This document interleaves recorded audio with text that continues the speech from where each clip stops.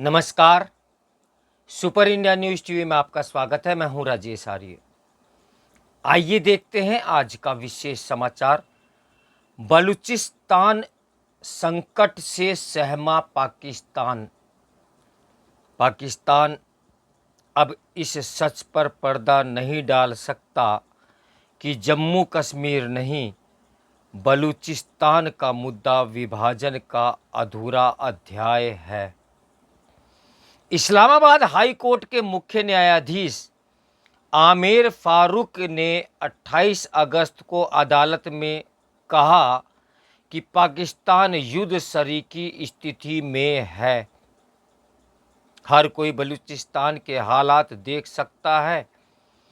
अदालत ने यह टिप्पणी पाकिस्तान तहरीक ए इंसाफ यानी पीटीआई की एक याचिका की सुनवाई के दौरान की थी। पीटीआई ने यह याचिका रैली की अनुमति में अवरोध अटका रहे इस्लामाबाद प्रशासन के खिलाफ लगाई थी। फारूक की टिप्पणी यही दर्शाती है कि पाकिस्तान बलूच विद्रोहियों, विशेषकर बलूचिस्तान लिबरेशन आर्मी यानी बीएलए के हमलों से थर्राया हुआ है। कुछ दिन पहले ही ऐसे एक हमले में 70 से अधिक लोगों की मौत हो गई थी, जिसमें सुरक्षाकर्मी भी शामिल थे। पाकिस्तान में हिंसक टकरावों को लेकर नेताओं और वरिष्ठ सैन्य अधिकारियों की बयानबाजी बहुत आम है, लेकिन न्यायाधीशों की ओर से तब तक ऐसा कुछ सुनने को नहीं मिलता जब तक कि कोई सुनवाई ऐसे मामलों से जुड़ी हुई न हो। ऐसे में फारूक की टिप्पणी वहां उपजी निराशा को ही दर्शाती है। राजनीतिक बिरादरी भले ही आतंकवाद को मिटाने के वादे करती रहे, लेकिन उससे आम धारणा पर कुछ असर नहीं पड़ेगा। पाकिस्तान यह दावा करता है कि जम्मू कश्मीर का मुद्दा विभाजन का अधूरा एजेंडा है।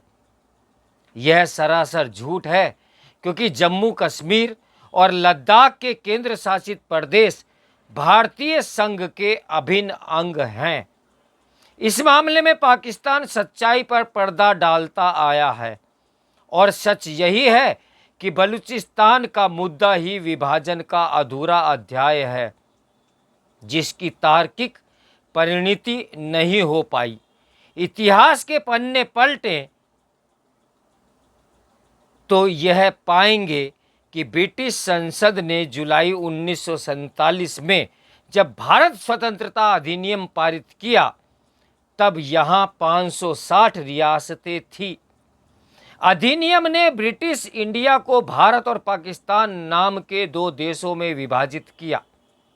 उक्त 560 रियासतों की भी तकनीकी रूप से उसने स्वतंत्र घोषित कर दिया। कानूनी स्थिति तो यही कहती थी।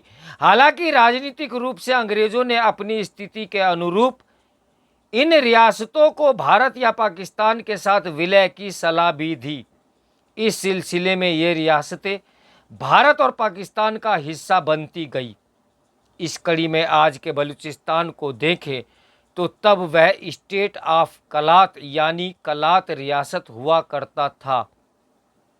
कलात का यही दृष्टिकोण था कि अंग्रेजों के साथ उसके संबंध भारतीय रियासती तंत्र के अंतर्गत नहीं थे, इसलिए उसका मामला अन्य रियासतों से अलग था, और इस लिहाज से ब्रिटिश राज की समाप्ति के बाद रियासतों के भारत या पाकिस्तान के साथ जुड़ाव वाली कसौटी पर लागू नहीं होती थी।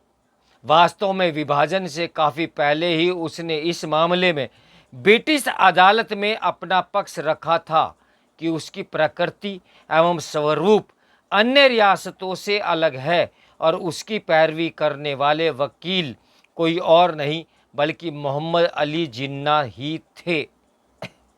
पाकिस्तान बनने के बाद भी कलात इसी रुख पर अडिग रहा कि वह एक स्वतंत्र देश है। यहाँ तक कि 1947 तक कराची में उसका दूतावास भी रहा। उस समय कराची ही पाकिस्तान की राजधानी थी। मुस्लिम लीग के नेताओं ने भी अगस्त 1947 की शुरुआत में कलात से वादा किया था कि वह स्वतंत्र बना रह सकता है। हालांकि पाकिस्तान बनने के बाद मुस्लिम लीग और जिन्ना अपने वादे से पलट गए और कलात को अपने साथ जोड़ने के लिए बल प्रयोग से नहीं हिचके। परिणाम स्वरूप कलात के नवाब को 1948 में पाकिस्तान के साथ विलय करना पड़ा। इस प्रकार बलूचिस्तान पाकिस्तानी प्रांत बना, लेकिन नवाब के छोटे भाई को यह प्रस्ताव मंजूर नहीं था कि कलात का वजूद खत्म हो जाए। बलूच लोग पाकिस्तान में पंजाबियों के गुलाम बन जाएं। यही भावना बलूच राष्ट्रवाद का मूल आधार है, जो 1948 से ही विद्रोह की चिंगारी बनी हुई है। पाकिस्तानी सेना ने हमेशा इन भावनाओं का पूरी निर्ममता से दमन भी किया है। बीते 7 दशकों के दौरान बलूच समाज में काफ़ी बदलाव हुआ है। अतीत में उस पर कबीलाई सरदारों का नियंत्रण होता था। कबीलाई पहचान अभी भी अहम है, लेकिन अब बलूचों का एक पेशेवर वर्ग भी उभर के आ रहा है। पंजाबियों के वर्चस्व वाले पाकिस्तान के खिलाफ अपने विद्रोह को अभिव्यक्ति देने के लिए उन्होंने हिंसक और अहिंसक दोनों प्रकार के नए तौर तरीके खोजने शुरू कर दिए हैं। 2006 में बुगती कबीले के सरदार नवाब अकबर खान बुगाती की हत्या के बाद से बलूच लोग पाकिस्तानी सेना के प्रति बहुत आक्रोशित हैं। बुगती पाकिस्तानी राज्य प्रतिष्ठान में भी अहम भूमिकाओं में रहे, लेकिन उनकी व्यापक पहचान बलूच विद्रोह के प्रतीक पुरुष के रूप में रही। उनकी हत्या के बाद बलूच विद्रोह की आग इतनी तेजी से भड़की कि उस पर पाकिस्तानी सेना नाना प्रकार के प्रयासों के बावजूद काबू नहीं कर पाई। वह संदिग्धों को पकड़कर उन्हें तरह तरह से प्रताड़ित कर देती है, जो बाद में गायब हो जाते हैं।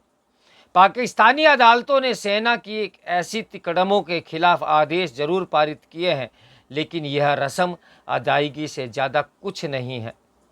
बलूचिस्तान से जुड़े कुछ पहलुओं से परिचित होना बहुत आवश्यक है।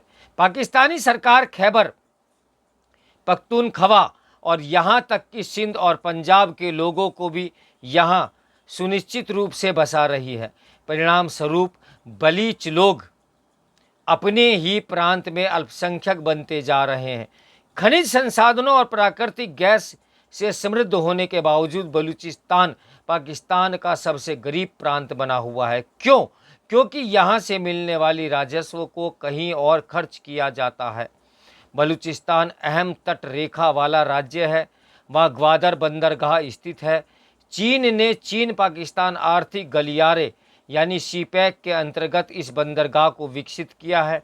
बलूच लोगों को लगता है कि सीपैक से उनके अलावा बाहरी लोगों का भी भला होना है। इससे उपजे आक्रोश के चलते ही बलूच विद्रोहियों ने वहां आवाजाही करने वाले पंजाबियों को मौत के घाट उतारा। उसके जवाब में पाकिस्तानी सेना मानवाधिकारों को ताक पर रखते हुए बलूचियों का सफाया करने में लगेगी। इस मुहिम में सरकार को अन्य प्रांत के लोगों का समर्थन भी मिलेगा, लेकिन बलूच राष्ट्रवाद की लो इससे बुझ नहीं पाएगी, क्योंकि अधिकांश बलूच खुद को पाकिस्तानी मानते ही नहीं हैं। पाकिस्तान खुद एक आग में जल रहा है और सपने वे कश्मीर के देख रहा है। आगे देखते हैं होता क्या है। तो मेरे साथ बने रहें सुपर इंडिया न्यूज़ टीवी की ब्रेकिंग न्यूज़ के लिए। नमस्कार, मैं हूं राजेश आर्या।